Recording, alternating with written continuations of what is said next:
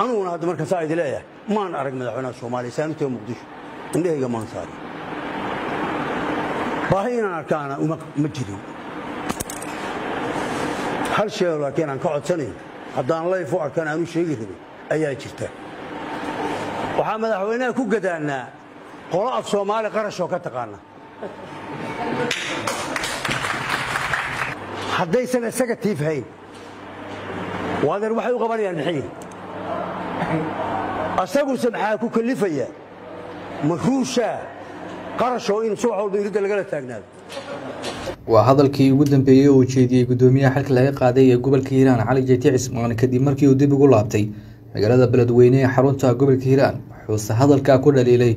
عمنا كشقية مدحتويدة الصومالية كارهان حفيزك مدحوين حسن شيخ محمود عاسي حigtay tallaabo uu qaaday madaxweynaha maamulka Hirshabelle oo xilka kaga qaaday gudoomiyaha gobolka Hiiraan Cali Jeyti Cismaan oo hormuud u ahaa dagaalka ka dhanka al-shabaab ee ka soconaya qaybo kamid ah gobolka Hiiraan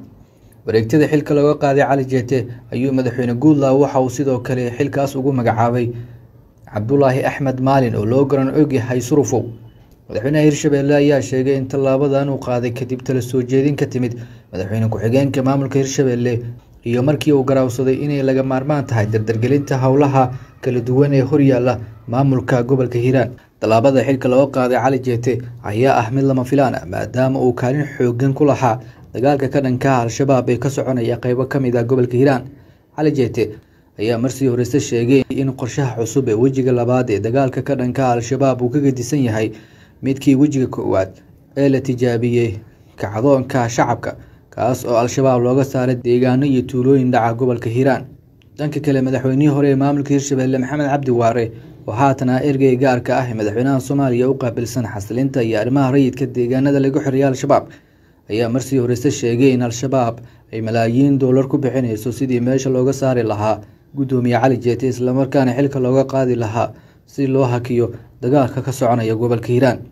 madaxweynihii hore Hirshabelle ayaa sidoo kale xusay in bedelka Cali Jeyti ay tahay mid u heelinaysa al-shabaab isla markaana hoos u dhigaysa howlgallada ka socda gobolka dad badan ayaa rumaysan in Cali Jeyti Cismaan uu astaan u ahaa dagaalka ka dhanka al-shabaab ee ka soconaya qaybo kamid ah maamulka Hirshabelle gaar ahaan gobolka Hiiraan أنا هذا مركز سعيد لا ما نعرف مدحونا الصومالي سانته مقدش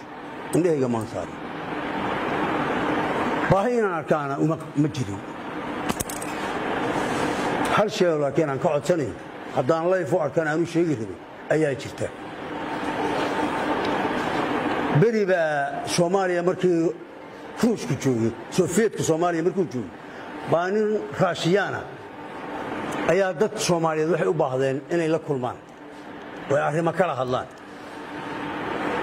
لين حريفه أو حريف عرض الشوقة لكن اللغة الروس كأقول بعد ذلك يسكسوا دي أنا أفروش كأنا كاري أفروشنا هالكلمة ذو كي يقانا ولا يرا قرشوا بسوا يقانا وحمد حوينا كوجدنا قراءة الصومالي قرشوا كتقانا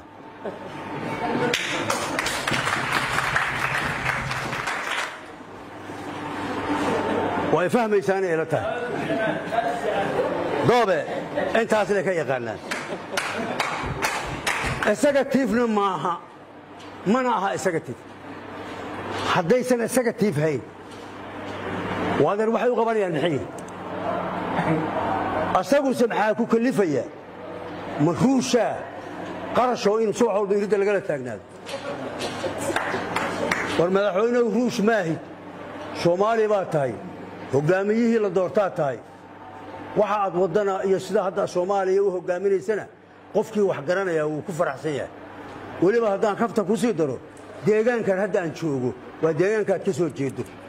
ديجان كان كسر جدو هذا القرش وياه يريد هذا الله يماننا هذيك هي مجتمع واكو وقول هنا قرشوا لحظة على قبل حي قرشوا وين أنا كاتفاعل